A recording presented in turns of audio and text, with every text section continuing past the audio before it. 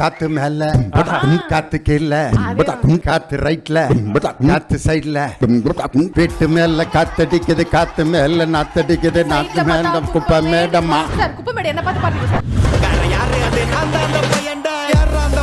நான் தான் அந்த பையன் நான் தான் அந்த பையன் நான் தான் அந்த பையன் யாரா அந்த பையன் நான் தான் அந்த பையன் அவன் நேர்மையா ஒத்துக்கிறான் பாருங்க. தன்னம்பிக்கை விளக்குன்ற ஒரு பாட்டு. நீங்க சும்மா யாரா அந்த பையன் நான் தான் அந்த பையன் அப்படின்ட்டு அந்த பாட்டை சாதாரணமா நினைச்சிடாதீங்க.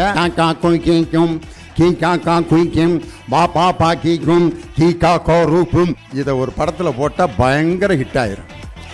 ஏன்னா விளங்காம யார் இப்ப பாட்டு போடுறாங்களோ அவங்க தான் வந்து இப்ப ரொம்ப ஹிட் ஆயிடுறாங்க. யாரா அந்த பையன் நான் தான் அந்த பையன் அவன் நேர்மையா ஒத்துக்கிறான் பாருங்க. அதை நினைச்சு நம்ம ரொம்ப சந்தோஷம் பண்ணேன். அந்த பாட்டில் வர்ற வார்த்தையில எனக்கு ரொம்ப பிடிச்ச வார்த்தை, ரொம்ப அருமையான ஒவ்வொரு வரியும் ஒரு தத்துவம் தெரியுமா? ஆமாப்பா. என்ன வரி சார்? ஏன் என்ன இப்படி பேசுறாங்கன்னு எனக்கு தெரியும். எது வந்தாலும் ஃபேஸ் பண்ணலான்னு அதுக்கு பேர் தைரியம். விட்டதெல்லாம் நினச்சிட்டு ஏங்கிறது நேர விரயம். இது ஒன்று எவ்வளோ பெரிய ஃபிலாசபி பார்த்தீங்களா? விட்டதெல்லாம் நினச்சி ஏங்கிறது நேர விரயம். எது வந்தாலும் ஃபேஸ் பண்ணுறது என்னுடைய தைரியம். யார் என்ன பேசினாலும் அதை பேசுகிறது வந்து என்னோட காரியம் அப்படின்னு ஒரு தன்னம்பிக்கை விளக்குன்ற ஒரு பாட்டு. நீங்கள் சும்மா யாரா அந்த பையன் நான் தான் அந்த பையன் அப்படின்ட்டு அந்த பாட்டை சாதாரணமாக நினச்சிடாதீங்க. உண்மையிலே அது ஒரு தன்னம்பிக்கை விளக்குகின்ற ஒரு பாட்டு.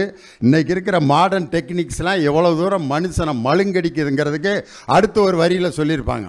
ஹேட்டை பரப்புறது இன்டர்நெட்டு கலாச்சாரம், இந்த பொழப்புக்கு நீ பார்க்கலாம் விபச்சாரம். எவ்வளோ பெரிய விஷயம் பாருங்க.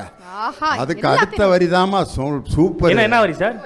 அழுக்கு கையால 1000 கையை வச்சு மறைச்சாலும் சூரியன் மறையாது, சாயங்காலம் அது மறைஞ்சாலும் சூரியன் மறையாதுன்னு. உண்மையிலே நான் சார்ந்திருக்கிற கட்சிக்கு அந்த அருமையான விளம்பரம் கொடுத்துருக்காரு.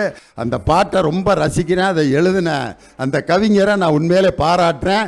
இப்போ மாடர்ன் ட்ரெண்ட் உள்ள பாட்டை நீங்கள் தயவுசெய்து தப்பாக நினைக்காத பாலா. ஒவ்வொரு பாட்டையும் எல்லாரும் தத்துவமா நினைச்சு தான் எழுதுறாங்க. காத்து மேல காத்து கீழ காத்து ரைட்ல காத்து சைட்ல வீட்டு மேல காத்தடிக்குது காத்து மேல நாத்தடிக்குது நாத்து மேல குப்பை மேடமா. இல்ல ஐயோ, நான் யதார்த்தமா பாடினேன். அந்த வேர்டு வர்றப்ப நீ எத்தாப்புல வந்து நின்னுட்ட. நான் என்ன பண்றது?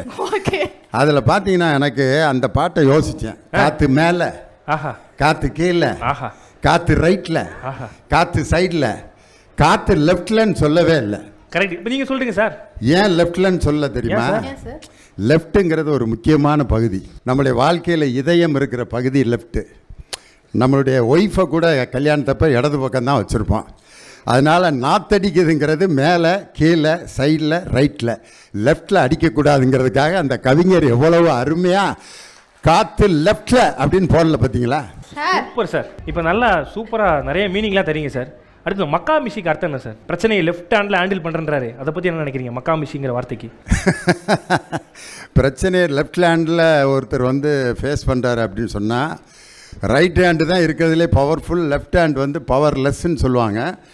அந்த பவர்லெஸ்ஸான லெஃப்ட் ஹேண்ட்லேயே ஒரு பிரச்சனையை ஒரு ஆளால் சால்வ் பண்ண முடியும்னா அவர் ரொம்ப கெட்டிக்காரர் அப்படிங்கிறதுக்காக தான் லெஃப்ட் ஹேண்டில் பிரச்சனையை ஃபேஸ் பண்ணுற மாதிரி. எப்படி? Super sir.